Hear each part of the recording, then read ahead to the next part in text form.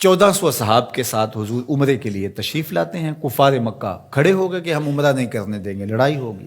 حضرت عثمان غنی رضی اللہ تعالیٰ عنہ کو بھیجا کہ ہم عمرہ کر کے واپس چلے جائیں گے، کوئی لڑائی کا ارادہ نہیں ہے. انہوں نے کہا یہ نہیں ہوگا.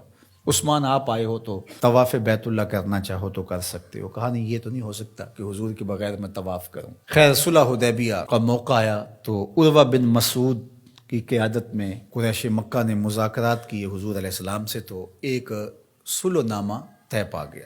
اس کی شرائط میں سے ایک شرط یہ تھی کہ مکے سے اگر کوئی شخص بھاگ کر کے مدینہ المنورہ جائے تو اہل مدینہ اس کو پناہ نہیں دے سکیں گے. وہ ہمارا بگوڑا شخص ہوگا تو اس کو پناہ نہیں دے سکیں گے. اور اگر کوئی شخص مدینہ المنورہ سے مکہ واپس آنا چاہے تو اہل مکہ اس کو پناہ دینے کے مجاز ہوں گے. تو حضرت عمر رضی اللہ تعالی عنہ اس شرط پر بہت پریشان ہوئے اور حضرت ابو بکر صدیق رضی اللہ تعالی عنہ سے جا کے بات کی اور کہا کیا ہم حق پہ نہیں ہیں؟ کہا حق پہ ہیں. حضور اللہ کے سچے رسول نہیں ہیں؟ کہا حضور اللہ کے سچے رسول ہیں. تو کہا 1400 کی تعداد معقول ہے، پھر ہم دب کے صلح کیوں کریں؟ صلح کی شرائط برابر کی ہونی چاہیے. اگر کوئی ان کا بھاگ کر کے آ جائے ادھر سے تو وہ ہم پناہ دے سکیں، اور اگر ہمارا جائے تو وہ پناہ دے سکیں، یا پھر وہ بھی نہ دے ہم بھی نہ دیں. تو حضرت ابو بکر رضی اللہ تعالیٰ عنہ نے بغیر کسی تعامل کے ایک بات کہی کہ عمر کیا اس شرط کو حضور قبول کر رہے ہیں؟ تو کہا وہ قبول کر رہے ہیں. تو برجستہ دوسرا جملہ آیا، کہا عمر ہوا رسول اللہ صلی اللہ علیہ وسلم. عمر وہ اللہ کے رسول ہیں. جب وہ قبول کر رہے ہیں تو بات ختم. یہ تھا وہ تیقن. اس کو اس مفہوم میں بھی لے سکتے ہیں، عقل قربان کم بپیش مصطفیٰ. یہاں پہ سارے راستے بند ہو جاتے ہیں. یہ ہے وہ یقین. تو کہا ہوا رسول اللہ. یہ برجستہ جملہ ہے جو یقین کی بجلیاں بھر دیتا ہے روحوں کے اندر.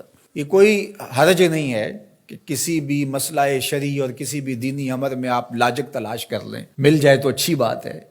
لیکن یہ مزاج بنانا کہ اس کا لاجک کیا ہے، اس کا لاجک کیا ہے. تو اب ذرا دیکھیے کہ جو ظاہری اس پہ بات اٹھتی تھی کہ 1400 کی ہماری تعداد ہے اور وہ اتنے ہیں، تو برجستہ جو جواب دیا وہ یہ تھا ہوا رسول اللہ صلی اللہ علیہ وسلم، کہ وہ اللہ کے رسول ہیں. تو حضرت عمر وہیں خاموش ہو گئے. آگے چلیے. حضور علیہ السلام کا وصال ہوتا ہے. اس سے قبل لشکر اسامہ حضور روانہ کر چکے ہیں.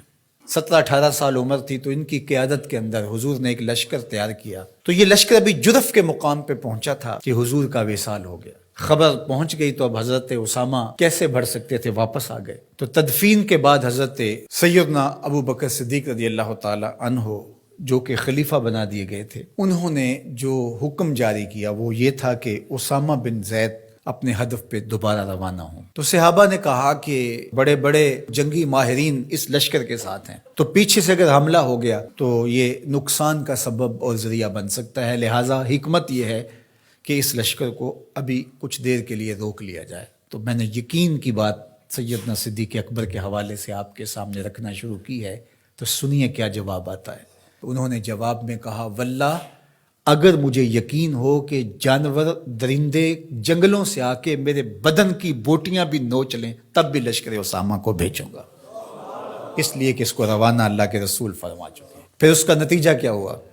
جو قبائل پر تول رہے تھے حضور کے وصال کی وجہ سے، جن کے کچھ حوصلے بڑے تھے، انہوں نے سوچا ان کا کتنا سسٹم مضبوط ہے کہ یہ ان حالات کے اندر بھی لشکر کو روانہ کرنے کی پوزیشن میں ہے. اور جدھر لشکر گیا انہیں یہ خبر پہلے پہنچ گئی کہ حضور علیہ السلام کا وصال ہو گیا، لیکن انہوں نے سوچا کہ ان حالات کے اندر بھی لشکر حملہ آور ہو رہا ہے ہمارے اوپر، تو اس کا مطلب ہے یہ کتنے مضبوط ہو گئے ہوئے ہیں. تو لشکر بھی کامیاب اور بامراد مظفر ہو کر کے واپس پلٹا، اور کسی کو مدینہ المنورہ کی طرف میلی آنکھ سے نظر اٹھا کے دیکھنے کی ہمت بھی نہ پڑی. یہ سیدنا صدیق اکبر رضی اللہ تعالی عنہ کے یقین کا، اعتماد کا، بھروسے کا، اور حضور علیہ الصلوۃ والسلام کی ذات پر ان کا جو اذعان و یقین تھا اس کا نتیجہ تھا. تو یقین کی کائنات کا اگر کسی نے شہنشاہ دیکھنا ہے تو وہ ابو بکر صدیق رضی اللہ تعالی عنہ کو دیکھے. ان کی پوری زندگی یقین کی دولتوں سے بھری پڑی ہے. صاحب صدق بھی ہیں، صاحب یقین بھی ہیں.